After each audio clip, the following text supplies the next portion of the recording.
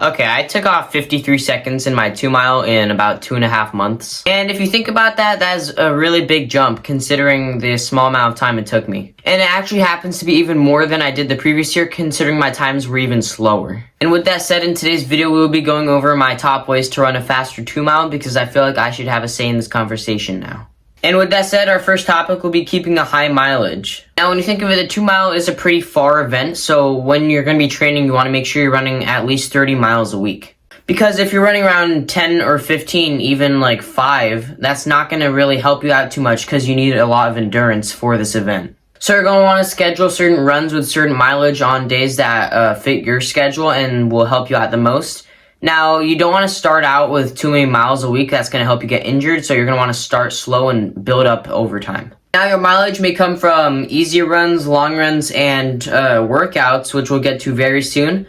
So you're not just going to want to be focusing on one type of run. Now, for easy runs, you're obviously going to want to go on a pace that feels easy because if you got too fast, that's going to help you get injured considering you're doing harder training the following week. But you also want to remember not to go out too slow or else it's not going to have an effect on you at all. And for long runs, I'd say for a 2 miler, I'd say maybe 7, 6, around that. And if you're younger, you obviously don't want to be running more than 10 miles in one session. That's gonna damage your legs quite a lot. Next up on the conversation, we have workouts. Now, the top 3 workouts I'd say for a 2 miler are interval sessions, fartlek runs, and speed intervals. Now, at the start of the season for intervals, I was running around 4x800 at my go-to mile pace, which was 240 at the time. And this workout was hard. Even I started with 1:30 of rest, but as the season progressed, I would take that rest down and increase the number of reps. So by the end of the season, I was running 6x800 with 60 seconds of rest, and this workout was absolutely horrible. Like, it was the most pain I've ever been in. It's a lot harder than the races.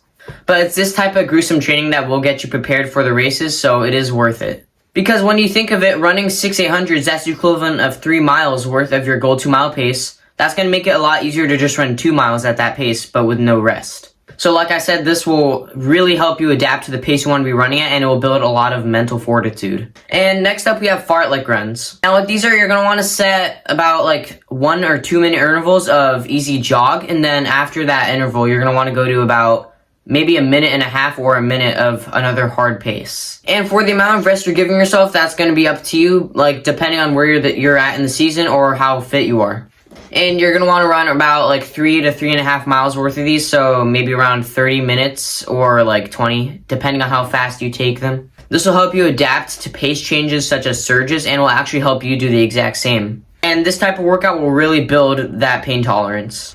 And for speed intervals, the workouts I would do were like 8x200, and you're going to want to build into these. Now remember, these don't have to be 200s. I actually did 300s most of the time for my speed training. And what I would do basically is on the straightaway, I would start at my 2 mile pace. Once I hit the curve, I would slowly build up, and then in that last 100, you just want to send it as hard as you can. Now you're going to want to rest by just walking the next 100 and then immediately going back into it. Now, workouts like these aren't going to be too hard, but they're really just to build your kick, because that really matters when it comes to winning a race and also running a faster time. And next up with that, we have hydration. Now, actually, at the start of the season, I neglected hydration a lot before races. It is so important.